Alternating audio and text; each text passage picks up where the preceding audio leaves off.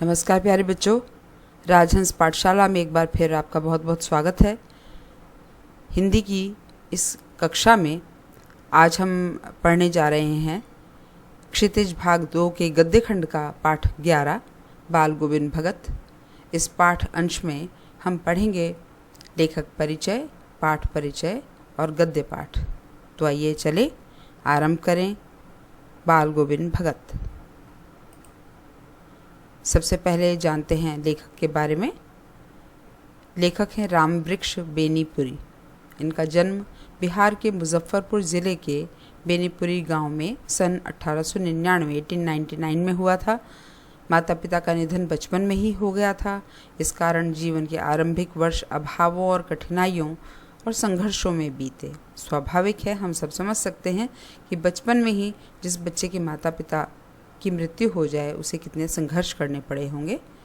10वीं तक की शिक्षा प्राप्त करने के बाद वे सन 1920 में राष्ट्रीय स्वाधीनता आंदोलन से सक्रिय रूप से जुड़ गए। उस समय हमारी स्वतंत्रता संग्राम की जो कार्यवाही थी वो पूरी जोर शोर से चल रही थी। गांधी जी ने आह्वान किया हुआ था और उसी कारण उस समय के जो युवा वर्ग के लोग थे वे सभी स्वाधीनता संग्राम में अपना सहयोग दे रहे थे। तो इसी प्रकार बेनीपुरी जी ने भी सहयोग दिया। कई बार जेल भी गए। उनका देहावसान सन 1968 में हुआ। 15 वर्ष की अवस्था में बेनीपुरी जी की रचनाएं पत्र पत्रिकाओं में छपने लगीं। या आप देखिए, 15 साल की उम्र में इतना अच्छा लिखने लग गए थे कि इनकी पत्र पत्रिकाओं में रचनाएं छपने लगी थी। वे बेहद प्रतिभाशाली पत्रकार थे। उन्होंने अनेक दैनिक, साप्ताहिक और मासिक पत्र पत्रिकाओं का संपादन किया। दैनिक का मतलब है जो डेली पत्र पत्रिकाएं छपते हैं, जो न्यूज़ पेपर्स या फिर जो मैगज़ीन्स होती हैं। साप्ताहिक यानी वीकली और मासिक यानी मंथली। और इन्होंने कई पत्र पत्रिकाओं का संपादन किया, जिनमें तरुण भारत, किसान मित्र, बालक, युवक, योगी, जनता, जनवाणी और नई धारा, ये सब पत्र पत्रिकाएं हैं जिनका संपादन रामवृक्ष बेनीपुरी जी ने किया था। गद्य की विविध विधाओं में उनके लेखन को व्यापक प्रतिष्ठा मिली। गद्य में, प्रोज में इन्होंने बहुत लिखा, खासतौर पर सभी विधाओं में, सभी स्टाइल से लिखा था। उनका पूरा साहित्य बेनीपुरी रचनावली के 8 खंडों में प्रकाशित हुआ है। बेनीपुरी रचनावली के नाम से इनका समग्र साहित्य एक साथ हमें मिलता है और ये 8 वॉल्यूम्स में मिलता है। उनकी रचना यात्रा के महत्वपूर्ण पड़ाव हैं। पतितों के देश में ये एक उपन्यास है, नॉवल है। चिता के फूल कहानी है। अम्बपाली नाटक है। माटी की मूर्तें रेखा चित्र है। रेखा चित्र होता है एक इस तरह का लेख जिसके अंदर ऐसा वर्णन किया जाता है जैसे कि रेखाओं से कोई स्केच जैसा, चित्र जैसा हमारे सामने आ खड़ा हो, किसी व्यक्ति का या किसी घटना का। पैरों में पंख बांधकर यात्रा वृत्तांत है। यात्रा वृत्तांत यानी कहीं घूमने जाए कोई व्यक्ति और वहाँ का विवरण लिखे। जंजीरें और दीवारें संस्मरण है। संस्मरण का मतलब यादों पर आधारित लिखे गए लेख हैं। उनकी रचनाओं में स्वाधीनता की चेतना, मनुष्यता की चिंता और इतिहास की युगानुरूप व्याख्या है। स्वाधीनता की चेतना होना स्वाभाविक है, जैसा कि आपको बताया था, स्वाधीनता संग्राम से जुड़े थे। मनुष्यता की चिंता, मनुष्य के अंदर मनुष्यता का भाव होना चाहिए, इसकी चिंता उनको रहती थी। तो यद्यपि हम देखते हैं कि संसार में मनुष्य अपनी मनुष्यता भूलता चला जा रहा है, लेकिन जो महान लोग हैं वो हमेशा मनुष्यता की चिंता करते हैं। और इतिहास की युगानुरूप व्याख्या है, इसका मतलब इतिहास में, हिस्ट्री में जो कुछ भी लिखा है वो वर्तमान युग में और आगे आने वाले युगों के लिए कितना प्रासंगिक है, कितना कंटेम्प्रेरी है और कितना मीनिंगफुल है, इस पर विचार किया है इन्होंने। विशिष्ट शैलीकार होने के कारण उन्हें कलम का जादूगर कहा जाता है। विशिष्ट शैलीकार का मतलब इन्होंने अपनी एक खास ढंग की शैली, एक खास तरीका बना लिया था लिखने का, जिससे इनकी पहचान होती थी, इसलिए इनको कलम का जादूगर नाम दिया गया था। अब पढ़ते हैं पाठ के परिचय में। ये जानते हैं कि पाठ में मुख्य रूप से क्या चीज़ दी गई है। बाल गोविंद भगत रेखाचित्र के माध्यम से लेखक ने एक ऐसे विलक्षण चरित्र का उद्घाटन किया है जो मनुष्यता, लोक संस्कृति और सामूहिक चेतना का प्रतीक है। यहाँ पर जो मुख्य पात्र हैं, मुख्य चरित्र हैं, मुख्य कैरेक्टर हैं, वो हैं बाल गोविंद भगत, जिन पर इस पाठ का नाम भी दिया गया है। इनका रेखा चित्र रामवृक्ष बेनीपुरी जी ने खींचा है। मैंने आपको जैसा बताया, एक ऐसा वर्णन जिसे पढ़ने के बाद में हमें लगता है कि हमारे सामने बाल गोविंद भगत खड़े हैं, या वो ऐसे दिखते होंगे, वो ऐसे वेशभूषा वाले थे, उनकी शक्ल ऐसी थी, उनके बाल ऐसे थे, ऐसे कपड़े पहनते थे। ये सारे जो चित्र हैं ये उभर कर आते हैं, इस तरह का वर्णन है यहाँ पर। और इसके माध्यम से लेखक ने एक ऐसे चरित्र, एक ऐसे कैरेक्टर को हमारे सामने उद्घाटित किया है, पेश किया है, जो मनुष्यता, लोक संस्कृति और सामूहिक चेतना का प्रतीक है। एक सिंबल बन गए हैं बाल गोविंद भगत। किस चीज़ की मनुष्यता, इंसानियत क्या होती है, इसकी प्रतीक हैं वो। लोक संस्कृति, लोक व्यवहार और उसके अंदर जो किस तरह की कल्चर होनी चाहिए उसके प्रतीक हैं। और साथ ही सामूहिक चेतना, सामूहिक चेतना का मतलब है समूह में या समाज में किस तरह की चेतना, कैसी भावनाएं होनी चाहिए। सामाजिक तौर पर मनुष्य, क्योंकि समाज में रहने वाला एक प्राणी है, तो उसे समाज में कैसे रहना चाहिए, इन सब चीज़ों का एक साथ हमें दर्शन होता है बाल गोविंद भगत के चरित्र में। वेशभूषा या बाह्य अनुष्ठानों में कोई सन्यासी नहीं होता। संन्यास का आधार जीवन के मानवीय सरोकार होते हैं। ये देखिए, ये पंक्ति महत्वपूर्ण है। कोई भी व्यक्ति वेशभूषा कैसी पहनता है, या बाह्य अनुष्ठान का मतलब बाह्य आडंबर, या जीवन में बाहर की तरफ दुनिया को दिखने वाले जो कार्यकलाप करता है, वो चाहे सन्यासी जैसे नहीं हो। असल में आधार क्या होता है सन्यासी होने का? उसका आधार होता है हमारा जीवन मनुष्य से कैसे जुड़ा हुआ है, हम मानव समाज से किस प्रकार से जुड़े हुए हैं, उसके प्रति हमारे अंदर किस तरह की भावना है।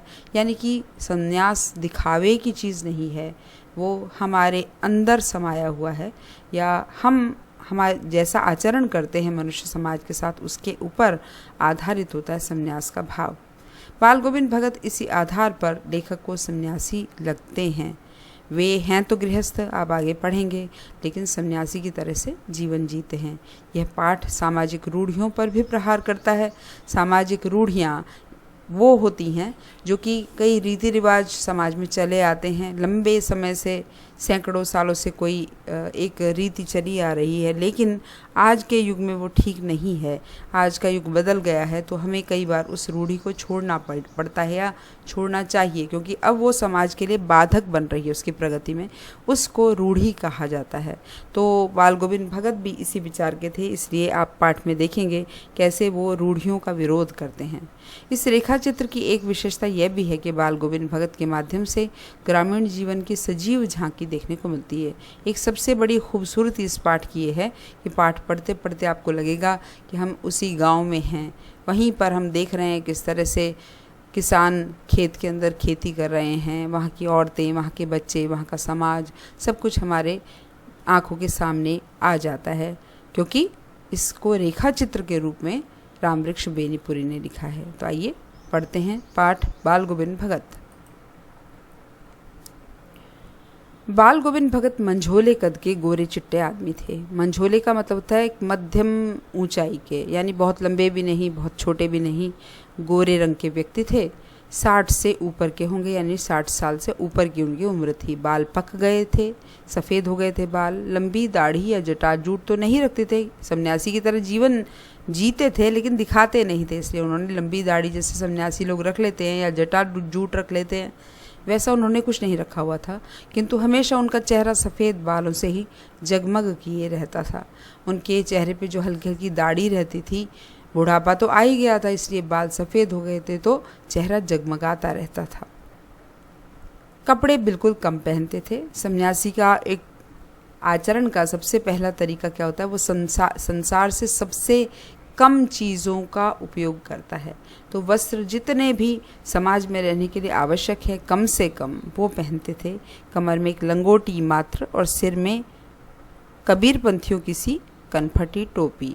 एक लंगोटी पहनते थे, और सिर के ऊपर एक जो टोपी पहनते थे वो कनफटी टोपी होती थी। कैसी? कबीर पंथी पहनते हैं जिसे।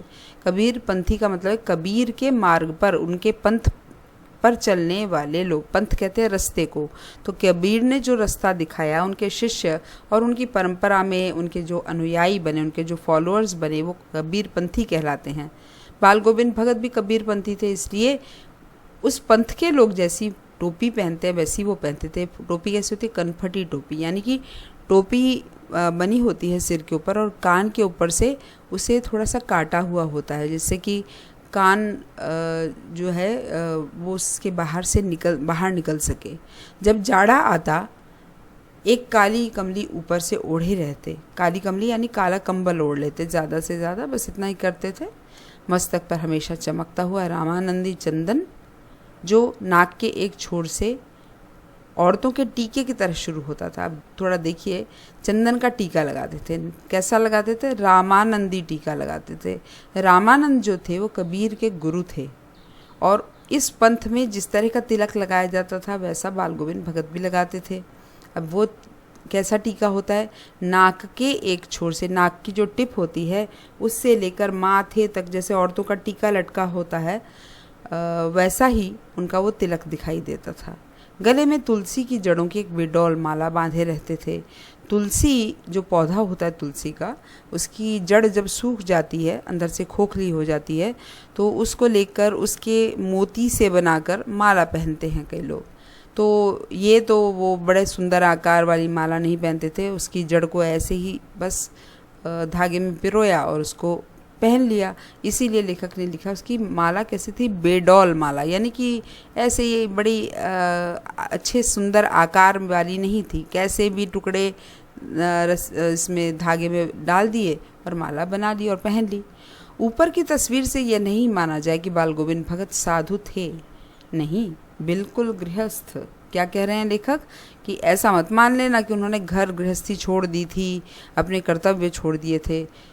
वो पक्के गृहस्थ थे, उनका घर था। उनकी गृहिणी की तो मुझे याद नहीं, लेखक क्योंकि उम्र में छोटे हैं बाल गोविंद भगत से, तो इसलिए उनको पता नहीं। बचपन में कभी जब ये छोटे थे तब शायद बाल गोविंद भगत की पत्नी मर गई होंगी।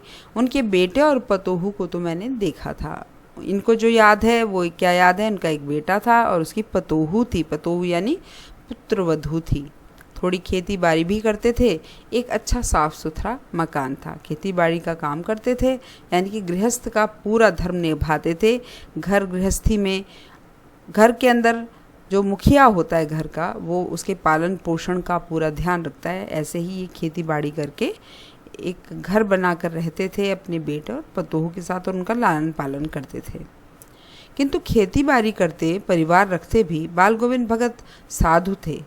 साधु की सब परिभाषाओं में खरे उतरने वाले। अब ये देखिए, हमारे यहाँ कहा जाता है कि संसार में रह के भी हम ईश्वर का ध्यान लगातार कर सकते हैं। इसका बहुत बड़ा उदाहरण बाल गोविंद भगत हैं। खेती बाड़ी करते थे, परिवार रखते थे, लेकिन बाल गोविंद भगत थे मन से साधु। साधु की जितनी भी परिभाषाएं, जितनी भी डेफिनेशंस हो सकती हैं, उन पर खरे उतरने वाले, यानी कोई कमी ही नहीं थी उनके अंदर, एकदम 100% अंक लेने वाले। कबीर को साहब मानते थे, उन्हीं के गीतों को गाते थे, उन्हीं के आदेशों पर चलते थे। साहब का मतलब होता स्वामी। कबीर को अपने गुरु के रूप में मान लिया, साहब यानी स्वामी के रूप में मान लिया, इसलिए उनके ही गीत गाते थे हमेशा और उन्हीं के आदेशों पर चलते थे। यानी कबीर ने अपने जीवन में अपने शिष्यों को जो कुछ कहा कि कैसा जीवन का व्यवहार होना चाहिए, कैसे रहना चाहिए, कैसे जीवन में हमें और लोगों के साथ व्यवहार करना चाहिए, इन सब आदेशों का पालन बाल गोविंद भगत करते थे। कभी झूठ नहीं बोलते थे, खरा व्यवहार करते थे। और ख़ासियत क्या थी?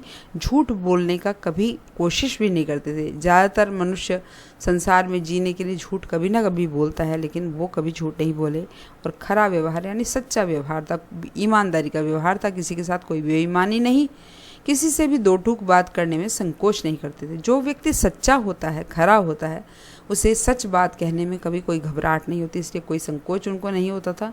न किसी से खामख्वाह झगड़ा मोल लेते थे, बिना बात झगड़ते भी नहीं थे। ऐसा नहीं कि सच बोलते हैं, ईमानदारी से रहते हैं, इसलिए किसी से भी झगड़ा मोल ले लिया, ऐसा स्वभाव भी नहीं था।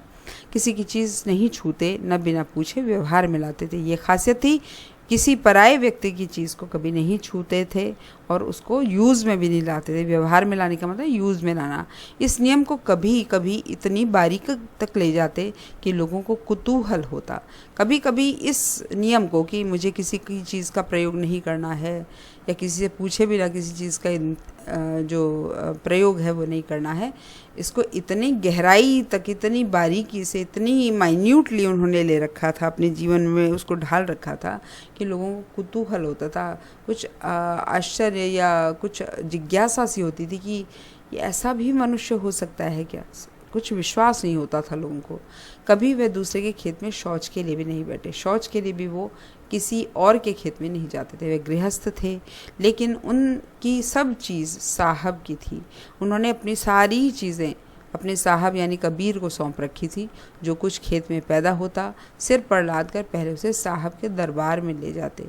उनके घर के पास उनके गांव में एक कबीर पंथी मठ था। मठ होता है वो स्थान, वो पूजा स्थल जहाँ पर इस संप्रदाय के सभी लोग इकट्ठे होकर अपना भजन कीर्तन वगैरह करते थे।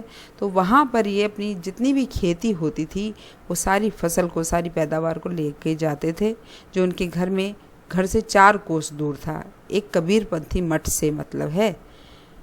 वे दरबार में भेंट रूप रख लिया जाकर प्रसाद रूप में जो उन्हें मिलता उसे घर लाते और उसी से गुजर चलाते। क्या करते थे वो? सारी फसल को वहाँ ले जाते थे कबीरपंथी मठ में।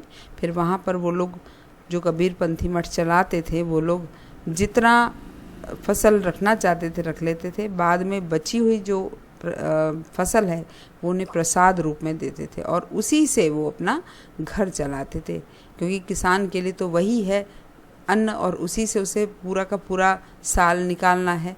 इन सब के ऊपर मैं तो मुग्ध था उनके मधुर गान पर, जो सदा सर्वदा ही सुनने को मिलते। अब यहाँ पर लेखक एक विशेष खास जो उनकी बात थी उस पर ध्यान केंद्रित कर रहे हैं। यद्यपि उनके सारे गुण उन्होंने बताए हैं, लेकिन लेखक को जो सबसे ज़्यादा पसंद थी चीज़ वो थी उनका मधुर गायन। तो कबीर के वे सीधे सादे पद जो उनके कंठ से निकलकर सजीव हो उठते। खासियत क्या थी? ऐसा लगता था कि कबीर के जो पद हैं उनके कंठ से होकर जब गुजरते, यानी जब वो पद बाल गोविंद भगत के कंठ से निकलते हैं, वो खुद गाते हैं, तो लगता है जैसे वो जीवित हो गए हों। वो केवल एक कागज़ पर लिखा पद नहीं रह गया, वो उसके शब्द बोल रहे हों, जीवंत तो हो गए हों। आषाढ़ की रिमझिम है, समूचा गांव खेतों में उतर पड़ा है। कहीं हल चल रहे हैं, कहीं रोपनी हो रही है। अब देखिए यहाँ पर कई जो आपको भारतीय कैलेंडर के महीने सुनाई देंगे। यहाँ पर जो हमारे यहाँ भारतीय वर्ष में अलग अलग महीने आते हैं तो उनके नाम आपको देखने को मिलेंगे और कैसे क्रम से लेखक ने उनके बारे में बताया है, ये ध्यान रखिए, क्योंकि ज़्यादातर हमको जनवरी फरवरी तो याद होता है, ये महीने याद नहीं होते, इसलिए ध्यान रखें। हमारे यहाँ कहा जाता है कि वर्षा में चौमासा होता है, 4 महीने आते हैं। उसका सबसे पहला महीना आषाढ़ का महीना होता है। और पुराने ज़माने में जब सब प्राकृतिक जो सारी क्रियाविधियाँ थीं वो ठीक से चल रही थी, तब सही समय पर वर्षा शुरू होती थी। तो आषाढ़ में निश्चित रूप से वर्षा शुरू हो जाती थी। और अब हम बाद तक इंतज़ार करते रहते हैं, 2-3 महीने तो ऐसे ही निकल जाते हैं। लगभग अंतिम महीने में या उससे 1 महीने पहले आधा महीना निकल जाने के बाद वर्षा होती है। तो आषाढ़ की रिमझिम थी, समूचा गांव खेतों में उतर पड़ा। हमारा कृषि प्रधान देश है, खेतों में किसानों को वर्षा का इंतज़ार है, तो वर्षा होते ही स्वाभाविक है कि सभी खेतों की तरफ चल पड़ेंगे। कहीं हल चल रहे हैं, कहीं रोपनी हो रही है। हलवाहे जो हल चलाने वाले किसान हैं उन्होंने हल चलाना शुरू कर दिया। क्यों? क्योंकि धरती अब काफ़ी उसकी मिट्टी काफ़ी कोमल हो जाती है, कठोर नहीं रहती। वर्षा के कारण मिट्टी गीली हो जाती है और उसमें रोपनी शुरू हो जाती है। रोपनी होती है धान की।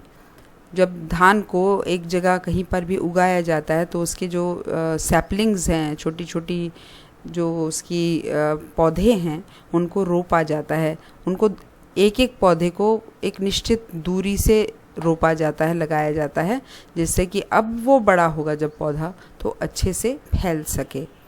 तो रोपनी शुरू हो गई धान की। धान के पानी भरे खेतों में बच्चे उछल रहे हैं। पानी भरा हुआ है। आपको ये भी पता होना चाहिए कि धान को पानी बहुत चाहिए होता है, इसलिए ज़्यादातर जिन प्रदेशों में वर्षा ज़्यादा होती है वहाँ पर धान की खेती बहुत अधिक होती है। और बच्चे तो बड़ा स्वाभाविक है, वर्षा होती है तो पानी के पास ही जाते हैं, वहाँ पानी में जाकर पानी के अंदर उछल रहे हैं, कूद रहे हैं। औरतें कलेवा लेकर मेड़ पर बैठी है। मेड़ होती है, किसान बनाते हैं खेतों के आसपास, एक खेत से दूसरे खेत के अंदर जो बीच का जो एक तरह से गैप होता है उसको एक दीवार बनाकर अलग अलग खेतों में बांट दिया जाता है। तो वो छोटी छोटी कच्ची दीवारें सी होती हैं, उनको मेड़ कहा जाता है। उन पर औरतें जाकर बैठी हैं, कलेवा लेके आई हैं। कलेवा यानी नाश्ता लेके आई हैं अपने पतियों के लिए, अपने बच्चों के लिए। आसमान बादल से घिरा है, धूप का नाम नहीं है। वर्षा शुरू हो चुकी है, इसलिए बादल ही बादल छाए हुए हैं, धूप का तो सवाल ही नहीं उठता।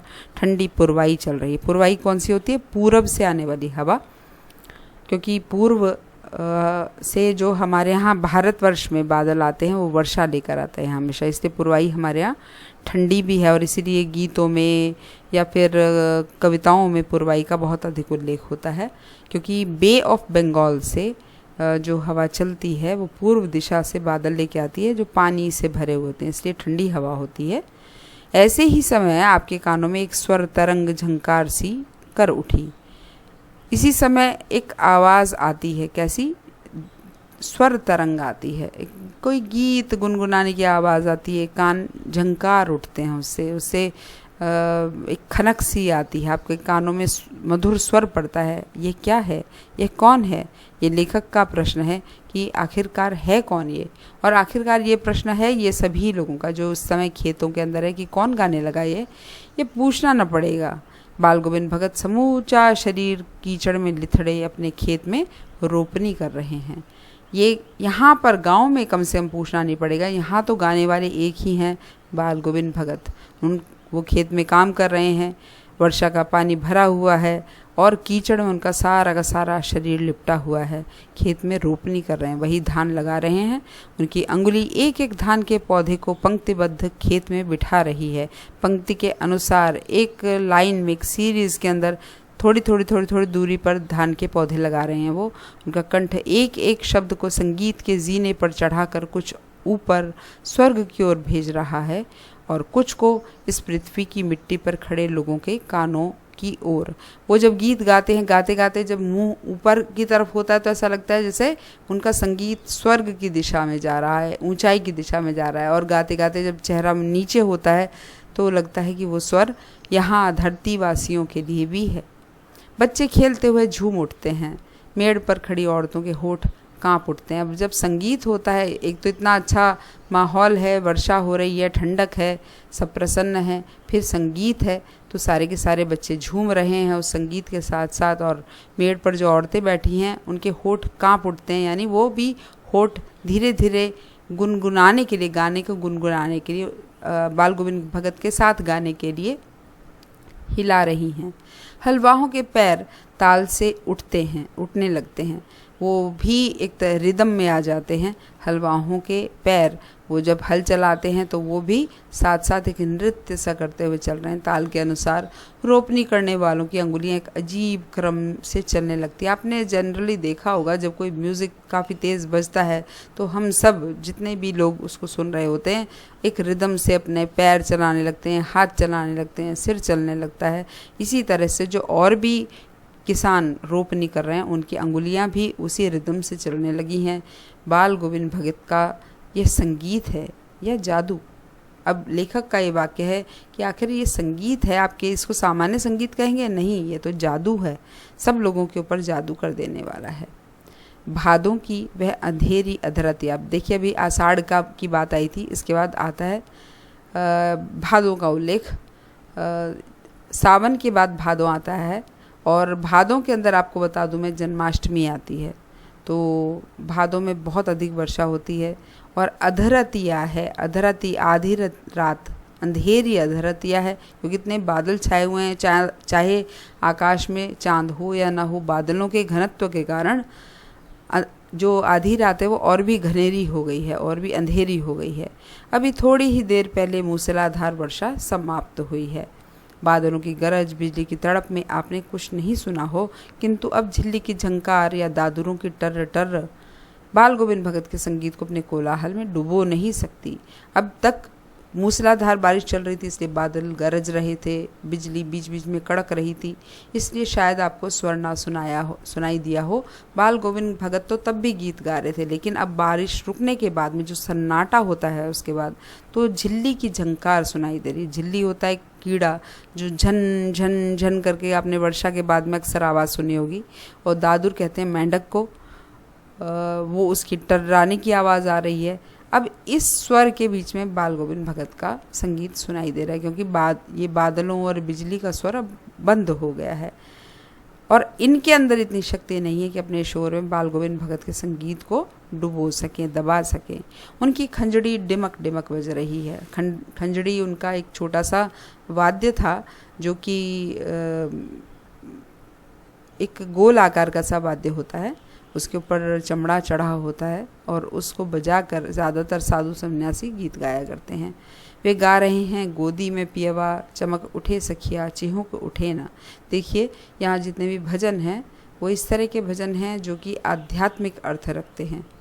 तो हमारे यहाँ माना गया है अनेक प्रकार की भक्ति है, उसमें एक प्रेमा भक्ति है जिसमें आत्मा को परमात्मा से प्रेमी और प्रेमिका की तरह जोड़ा गया है। प्रेमिका आत्मा है और प्रेमी परमात्मा है।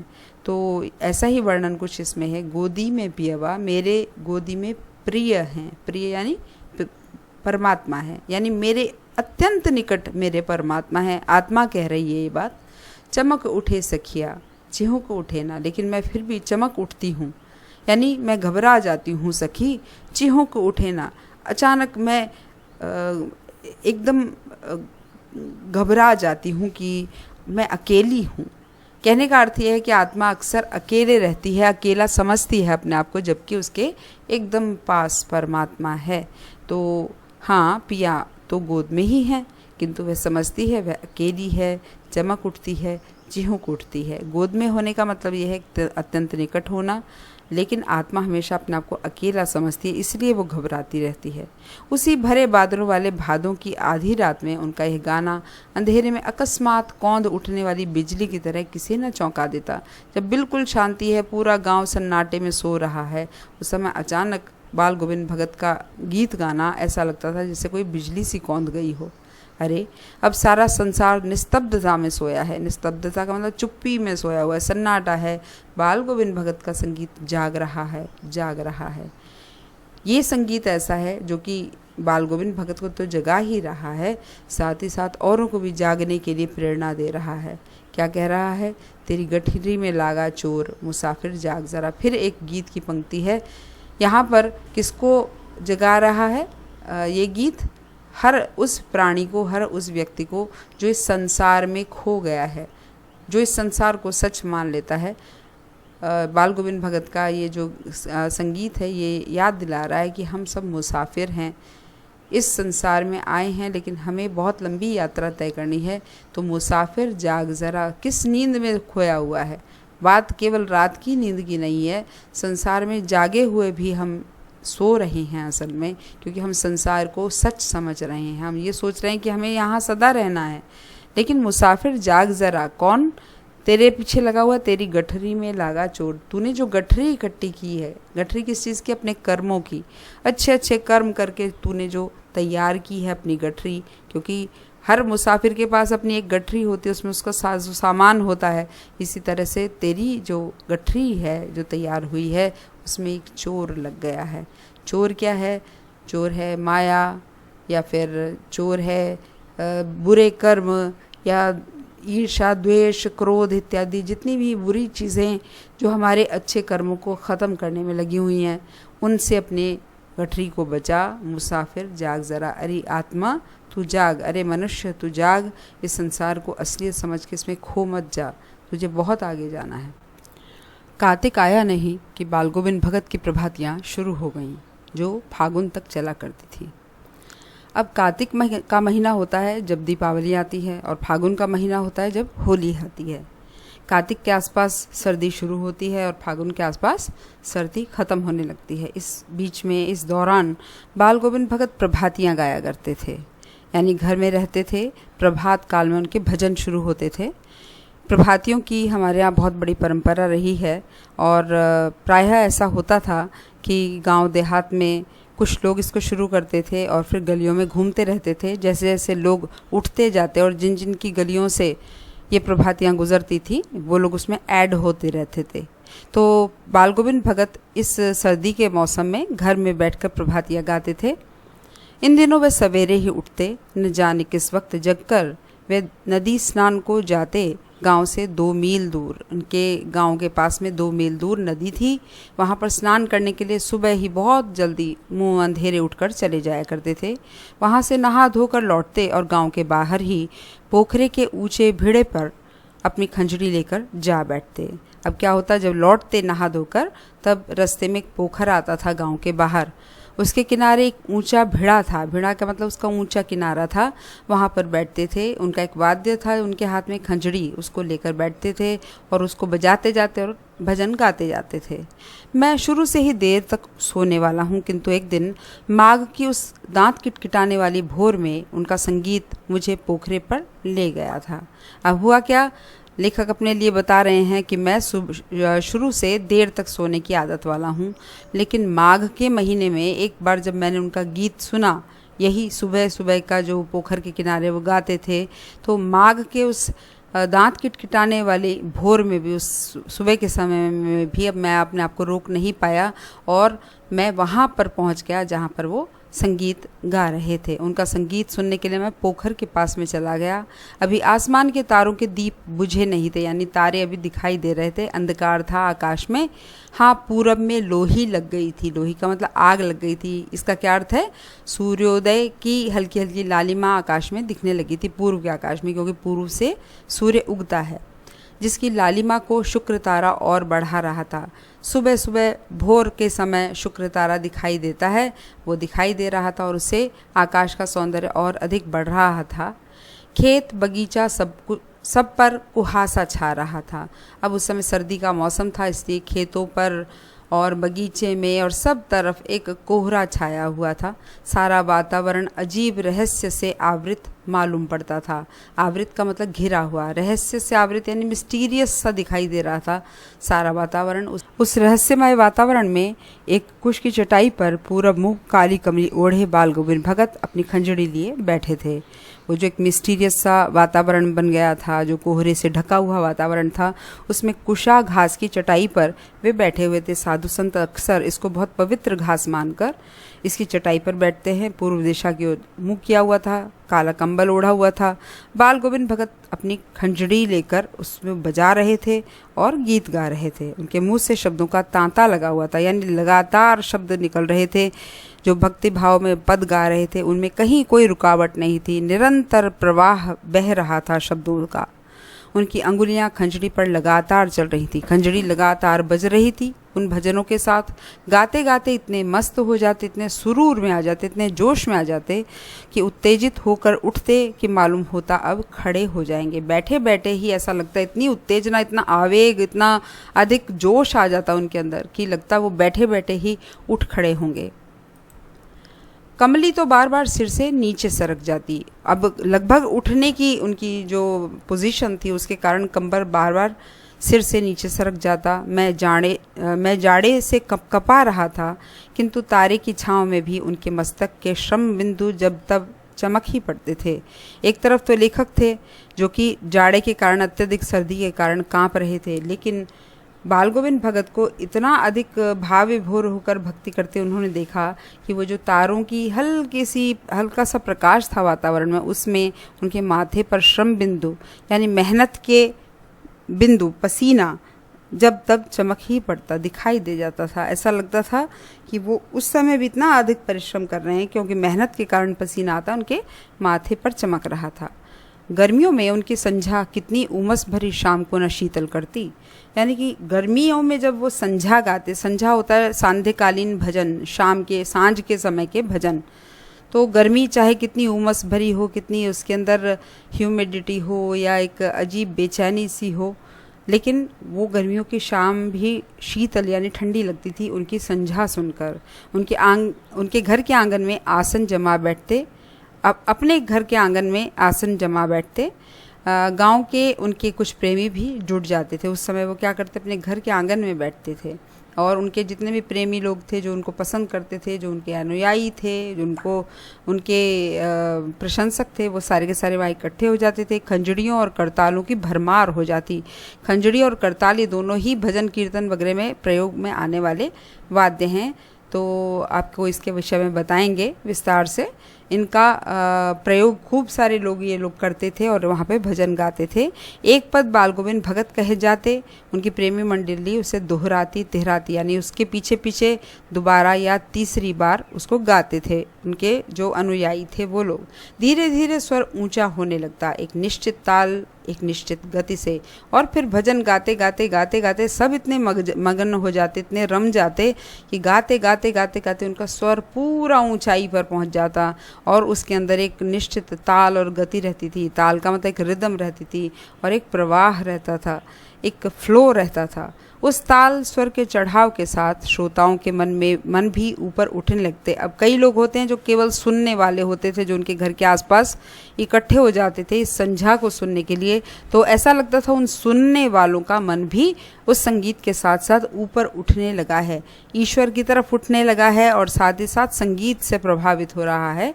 धीरे धीरे मन तन पर हावी हो जाता।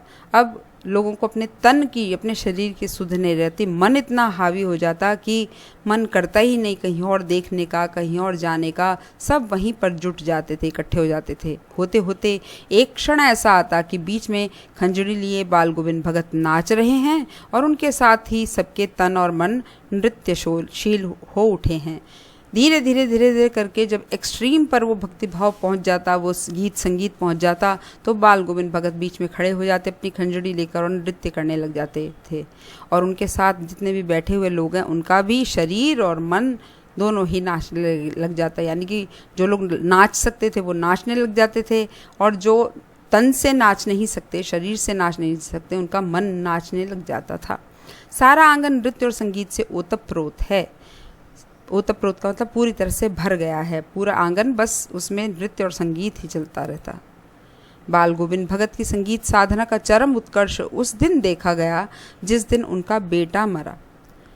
ये देखिए कि इन्होंने अलग अलग महीनों में कैसे उनकी संगीत साधना चलती थी वो बताया, और उस संगीत साधना का चरम उत्कर्ष, उसका जो एक्सट्रीम पॉइंट है, इन्होंने कब देखा, जब उनके बेटे की मृत्यु हो गई। आपको ध्यान होगा पाठ के शुरू में मैंने बताया था कि उनका एक बेटा था और एक पुत्रवधू थी, तो उस बेटे के बारे में बताया जा रहा है कि उसकी मृत्यु हो गई थी। इकलौता बेटा था वह, कुछ सुस्त और बोदा सा। उनका जो वो एक ही बेटा था वो कुछ सुस्त और बोदा सा था, यानी थोड़ा मंद बुद्धि सा था, वो सामान्य लड़कों जैसा नहीं था, किंतु इसी कारण बाल गोविंद भगत उसे और भी मानते थे। देखिए, जो संत महात्मा लोग होते हैं वो ऐसे लोगों को जिनको इस संसार में मदद की आवश्यकता होती है उनके प्रति बहुत ही करुणा से भरे रहते हैं। तो बाल गोविंद भगत के हृदय में भी उस बेटे के लिए विशेष प्रेम था। उनकी समझ में ऐसे आदमियों पर ही ज़्यादा नज़र रखनी चाहिए या प्यार करना चाहिए, क्योंकि ये निगरानी और मोहब्बत के ज़्यादा हकदार होते हैं। ईश्वर ने यदि उनकी संरचना ऐसे की है कि उसमें वे दया के पात्र हैं या करुणा के पात्र हैं, तो हमें विशेष प्रेम करना चाहिए ऐसे लोगों से। बड़ी साध से उसकी शादी कराई थी। पतोहू बड़ी सुभग और सुशील मिली थी। साध का मतलब बड़ी इच्छा से, बड़े तमन्ना से, बड़ी उम्मीद के साथ उसकी शादी कराई थी उन्होंने। और जो पुत्रवधू मिली वो भी किस्मत से बहुत अच्छी लड़की मिली। सुभग और सुशील, सुभग का मतलब है जो घर गृहस्थी को चलाने में बहुत सुगढ़ हो, और सुशील अच्छे स्वभाव वाली लड़की थी। घर की पूरी प्रबंधिका बनकर भगत को बहुत कुछ दुनियादारी से निवृत्त कर दिया था उसने। प्रबंधिका का मतलब प्रबंध करने वाली, व्यवस्था करने वाली। घर का पूरा जो व्यवस्थापन था उन्होंने संभाल लिया था, पूरा सिस्टम संभाल लिया था, और बाल गोविंद भगत को फ्री कर दिया था दुनियादारी से, यानी कि संसार की जो चीज़ें हैं, जो व्यवहार की चीज़ें हैं, समाज से जुड़ी हुई चीज़ें, उनसे फ्री कर दिया था, निवृत्त कर दिया था। उनका बेटा बीमार है, इसकी खबर रखने की लोगों को कहाँ फुर्सत। आम जिंदगी में हमें कभी फुर्सत नहीं होती कि हम किसी के बारे में पूछ लें कि आपके घर में लोग कैसे हैं, कैसी तबीयत है, क्योंकि हम अपने कामों में इतने उलझे रहते हैं। किंतु मौत तो अपनी ओर सबका ध्यान खींच कर ही रहती है, लेकिन मृत्यु ऐसी अवस्था है जिसमें हम सब वहाँ खींचे हुए चले आते हैं। तो जिस बेटे के बारे में कभी कोई पूछता भी नहीं था, बाल गोविंद भगत के बेटे के बारे में, उसकी मृत्यु हुई तो सब लोग खींचे चले आए, गांव के सब लोग वहाँ इकट्ठे हो गए। हमने सुना बाल गोविंद भगत का बेटा मर गया, कुतूहलवश उनके घर गया। मैंने जब सुना, अपने लिए बता रहे हैं कि बाल गोविंद भगत के बेटे की मृत्यु हो गई, तो मैं कुतूहलवश वहाँ गया। कुतूहल क्यों है? कुतूहल का मतलब था एक जिज्ञासा, ये जानने की इच्छा कि अब बाल गोविंद भगत कैसे रिएक्ट करेंगे, अब उनकी क्या स्थिति होगी, क्या वो आम इंसान की तरह से रोएंगे, बिलखेंगे, या उनका कोई और स्वभाव देखने को मिलेगा। देखकर दंग रह गया, सचमुच कुछ और ही व्यवहार देखने को मिला। बेटे को आंगन में एक चटाई पर लेटाकर एक सफ़ेद कपड़े से ढांक रखा था। वहाँ जाकर दृश्य देखा तो जिस आंगन में वो संझा गाया करते थे, वहीं पर बेटे को लिटा रखा था एक चटाई के ऊपर, और उसके ऊपर एक सफ़ेद कपड़ा ढक रखा था। वह कुछ फूल तो हमेशा ही रोपते रहते, उन फूलों में से कुछ तोड़कर उस पर बिखरा दिए हैं। क्या देखा? अपने आंगन में वे कुछ फूलों के पौधे लगा दिया करते थे, रोपते थे। उन फूलों में से कुछ फूल तोड़े और उसके शरीर पर जो कपड़ा डाल रखा था उस पर बिखरा दिए। फूल और तुलसी दल भी, फूलों के साथ तुलसी के पत्ते भी डाल दिए। सिरहा ने एक चिराग जला रखा था, एक दिया जलाया हुआ था, और उसके सामने ज़मीन पर ही आसन जमाए गीत गाए चले जा रहे थे। वहाँ उस मृत शरीर के पास में, मृत बेटे के पास उन्होंने आसन लगा रखा था और वहाँ भजन गा रहे थे। वही पुराना स्वर, वही पुरानी तल्लीनता, वैसा ही स्वर, ऐसा नहीं कि आज वो रोते हों या उनसे गाया ना जा रहा हो। वही भक्ति भाव से पूर्ण उनका स्वर और वही तल्लीनता, यानी वैसे ही स्वरों में, संगीत के स्वरों में खो जाना। घर में पतोहू रो रही थी, पुत्रवधू को रोना आ रहा था। वो तो सामान्य मनुष्य थी जिसे गांव की स्त्रियां चुप कराने की कोशिश कर रही थी। जो आसपास की औरतें इकट्ठी हो गई थी वो उसको चुप कराने की कोशिश कर रही थी, किंतु बाल गोविंद भगत गाए जा रहे हैं। क्या दृश्य देख रहा हूँ मैं? ये बाल गोविंद भगत का गीत बंद नहीं हो रहा। हाँ, गाते गाते कभी कभी पतोहू के नज़दीक भी जाते और उसे रोने के बदले उत्सव मनाने को कहते थे। क्या देखा मैंने दृश्य कि बीच बीच में जब घूमते घूमते भजन गाते हुए आंगन में घूम रहे थे, तो वो पतोहू यानी पुत्रवधू के पास जाते और उसे रोने के लिए मना करते और कहते कि तुम उत्सव मनाओ। बड़े आश्चर्य की बात है, संसार के सामान्य लोगों को ये अचंभा लगेगा कि एक पिता अपने पुत्र की मृत्यु पर उत्सव मनाने को कह रहा है, लेकिन ये उत्सव ऐसे नहीं है। ये संत महात्मा की दृष्टि है। यहाँ पर आत्मा परमात्मा के पास चली गई है। क्या समझा रहे थे कि ये जो आत्मा थी इस शरीर के अंदर, मेरे बेटे के शरीर में जो आत्मा थी, वो अपने परमात्मा से मिलने के लिए चली गई है। आपको मैं ये बता दूं फिर से कि जो हमारे यहाँ अध्यात्म में ये माना जाता है कि परमात्मा का अंश होती है आत्मा, और आत्मा जब तक इस शरीर में, इस देह में रहती है, वो परमात्मा से मिलने के लिए तड़पती है। इसीलिए इसको विरहिणी कहा गया है। विरहिणी का मतलब बिछड़ी हुई, वियोगिनी आत्मा। तो संत महात्मा क्या मानते हैं कि मृत्यु के बाद विरहिणी आत्मा अपने प्रेमी से, परमात्मा से जाकर मिल जाती है। तो बाल गोविंद भगत भी यही कहकर समझा रहे थे कि विरहिणी आत्मा अपने प्रेमी से, परमात्मा से जाके मिल गई है। इस पर शोक नहीं करना चाहिए, भला इससे बढ़कर आनंद की कौन सी बात है। उनका कहना था ये तो प्रसन्नता का विषय है, प्रसन्नता का समय है। मैं कभी कभी सोचता ये पागल तो नहीं हो गए हैं। अब ये रामवृक्ष बेनीपुरी जो ये सेंटेंस कह रहे हैं, ये असल में एक सामान्य व्यक्ति या समाज के एक सामान्य वर्ग का रिएक्शन हो सकता है। जब किसी की मृत्यु पर ऐसे किसी को गाते देखें, प्रसन्नता दर्शाते हुए देखें, तो हमें लगता है वो आदमी पागल हो गया है। लेकिन वहाँ पर पागलपन नहीं है, बहुत पहुँची हुई, बहुत ऊंची संत साधु की दृष्टि है। किंतु नहीं, वह जो कुछ कह रहे थे उसमें उनका विश्वास बोल रहा था। जो जीवन भर उन्होंने कबीर के मार्ग पर चलकर जो कुछ सीखा, जो अध्यात्म सीखा, वो विश्वास ही यहाँ पर बोल रहा था। यानी उनको पूरा विश्वास था कि आत्मा परमात्मा में जाकर मिल गई है। वह चरम विश्वास जो हमेशा ही मृत्यु पर विजयी होता है। और ये जो बात है कि परमात्मा में जाकर आत्मा मिल जाती है, यहाँ पर ही हम मृत्यु के भय को जीत लेते हैं। मृत्यु से व्यक्ति इसलिए डरता है क्योंकि उसको डर लगता है कि इस देह के नाश के बाद, मृत्यु आ जाने के बाद में आगे कुछ नहीं है, लेकिन हमारी आध्यात्मिक दृष्टि ये बताती है कि आत्मा परमात्मा में विलीन हो जाती है और इस संसार में इस शरीर से मुक्त होकर उसे आगे की यात्रा करनी पड़ती है, नया जीवन मिलता है। तो यहाँ पर मृत्यु पर विजय दिखाई दे रही थी उनके इस चरम विश्वास से। इसके बाद पतोहू के भाई को बुलाया और उसके साथ भेज दिया ये आदेश देते हुए कि उसकी दूसरी शादी कर दो। इधर पतोहू रो रो कर कहती, मैं चली जाऊंगी तो बुढ़ापे में कौन आपके लिए भोजन बनाएगा, बीमार पड़े तो कौन एक चुल्लू पानी भी देगा। पतोहू, क्योंकि उसने हमेशा उनकी सेवा की थी, उसको बड़ा दुख हो रहा था। इस बुढ़ापे में उनके बेटे की मृत्यु हो गई है, उन्हें देखने वाला कोई नहीं है। अगर उन्हें बीमार पड़ गए वो तो कौन देखेगा, उनको कौन भोजन करवाएगा। एक कोई व्यक्ति घर में पानी देने तक वाला नहीं है। चुल्लू का मतलब होता है एक हथेली को हम मोड़ कर जैसे पानी लेते हैं, एक बार पानी जितना आता है उसको चुल्लू भर पानी कहते हैं। मैं पैर पड़ती हूँ, मुझे अपने चरणों से अलग मत कीजिए।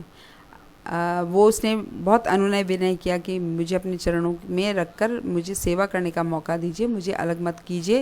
लेकिन भगत का निर्णय अटल था, यानी टल नहीं सकता था। तू जा, नहीं तो मैं ही इस घर को छोड़कर चल दूंगा। उन्होंने आखिरी धमकी दी कि तू चली जा।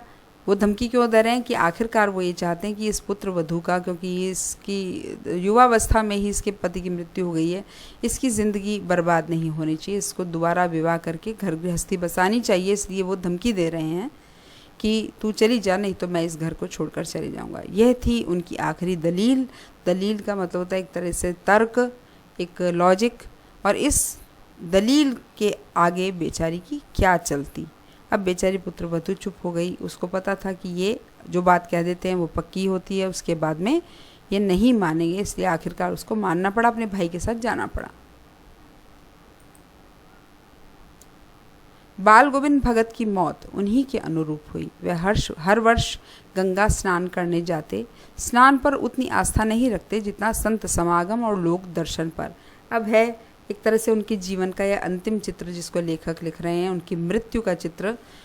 जैसी मौत वो चाहते थे उसी के अनुरूप, उसी के अनुसार हुई उनकी मृत्यु। वो हर वर्ष गंगा स्नान करने के लिए जाते थे और स्नान करने में लोग सोचते हैं गंगा स्नान किया तो हम पवित्र हो जाएंगे, हमारे दुष्कर्म, हमारे पाप धुल जाएंगे। ऐसी कोई मान्यता उनकी नहीं थी। स्नान करने पे इतनी आस्था नहीं थी जितना संत समागम और लोक दर्शन पर थी। यानी संत लोग वहाँ पर मिलेंगे, उनका समागम हुआ, उनका साथ मिलेगा।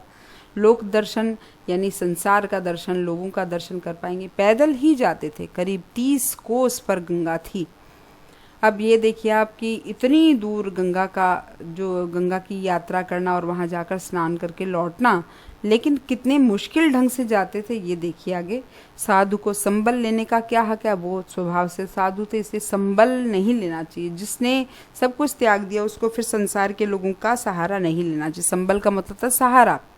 और गृहस्थ किसी से भिक्षा क्यों मांगे, वैसे साधु थे इसलिए किसी का सहारा नहीं लेते थे।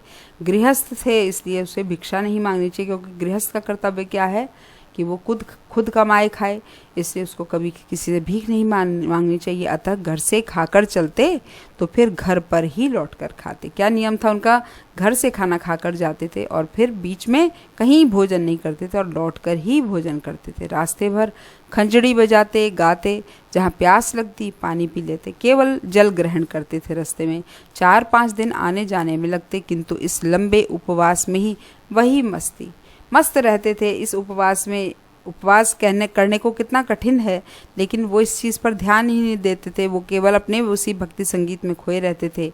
अब बुढ़ापा आ गया था, किंतु टेक वही जवानी वाली। कहने को बुढ़ापा था, लेकिन उनकी आवाज़ सुनकर ऐसा लगता था जैसे कोई युवा व्यक्ति गा रहा हो। उसकी आवाज़ में इतना दमखम था। इस बार लौटे तो तबीयत कुछ सुस्त थी। अब थोड़ा सा इस बार परिवर्तन देखा, तबीयत ठीक नहीं नज़र आई। खाने पीने के बाद भी तबीयत नहीं सुधरी, थोड़ा बुखार आने लगा। अब ठीक नहीं हुई आगे, क्योंकि भोजन किया जब अपने घर में तो तबीयत में सुधार नहीं आया, बुखार आने लगा। किंतु नेम व्रत तो छोड़ने वाले थे नहीं। नेम व्रत का मतलब नियम और व्रत। जिस नियम से चलते थे वैसा ही चलता रहा सभी कुछ। वही 2 जून, गीत, स्नान, ध्यान, खेती बाड़ी देखना। दिन दिन छींचने लगे। वो ही सब कुछ क्रम शुरू हो गया। दोनों वक्त गीत गाना, स्नान ध्यान करना, खेती बाड़ी का काम तो था ही साथ में। दिन दिन छींचने लगे। छींचने का मतलब होता है धीरे धीरे धीरे धीरे करके जीवन सिकुड़ने लगा। छींचने का सबसे अच्छा उदाहरण है जैसे तवे पर कभी कभी पानी की कोई बूंद हो और वो धीरे धीरे धीरे करके गर्मी पाके छोटी होती चली जाती है और एकदम गायब हो जाती है। वो स्थिति छींचने की स्थिति कहलाती है। लोगों ने नहाने धोने से मना किया, आराम करने को कहा, किंतु हंसकर टाल देते थे। लोग चिंता कर रहे थे क्योंकि वो अकेले थे। सब मना करते थे, बुखार में नहाओ मत, आराम करो, लेकिन वो केवल हंस कर रह जाते थे। शायद उनको ये पता था कि अब मेरा ये अंतिम समय है। उस दिन भी संध्या में गीत गाए, अंतिम समय तक संध्या के गीत गाए, किंतु मालूम होता जैसे तागा टूट गया हो। ये वाक्य ध्यान से देखिए। तागा टूटने का मतलब धागा टूटना। धागा किस चीज़ का होता है? आपको ध्यान होगा, आपने 9th में पढ़ा था रस्सी कच्चे धागे की वाक पढ़ी थी ललद्यद की। उसमें धागा बताया था, किसको? स्वर को बताया था। तो स्वर का जो धागा है, तागा है, वो टूटने लगा था। आज एक जैसा स्वर नहीं था, यानी उनकी सांस टूट रही थी बीच बीच में। माला का एक एक दाना बिखरा हुआ। आज माला में जैसे धागा पिरो देते हैं और एक एक स्वर क्रम से निकलता चला जाता था उनके मुंह से, आज वो बात नहीं थी। एक एक स्वर टूट रहा था। भोर में लोगों ने गीत नहीं सुना। लोगों को आदत हो गई थी, गांव के लोगों को, कि सुबह होगी और बाल गोविंद भगत गाएंगे, लेकिन आज गीत नहीं सुनाई दिया। जाकर देखा तो बाल गोविंद भगत नहीं रहे, सिर्फ उनका पंजर पड़ा था। पंजर का मतलब होता है उनका कंकाल पड़ा था। यानी कंकाल का मतलब ये नहीं है कि उनके शरीर की जो चमड़ी है और उसका मांस वगैरह ख़त्म हो गया। इसका मतलब केवल ये है पिंजरा। हमारे यहाँ ये कहा जाता है कि जो ये शरीर का हमारा सारा का सारा जो स्वरूप है वो एक पिंजरे के समान है। इसके अंदर आत्मा एक पक्षी की तरह से रहती है। तो पंजर के दोनों अर्थ है। पंजर का मतलब पिंजरा भी है, पंजर का मतलब स्केलेटन भी है, यानी मुर्दा शरीर रह गया था खाली। तो इसके साथ आपका ये पाठ समाप्त होता है। हमने गद्य पाठ पढ़ा है।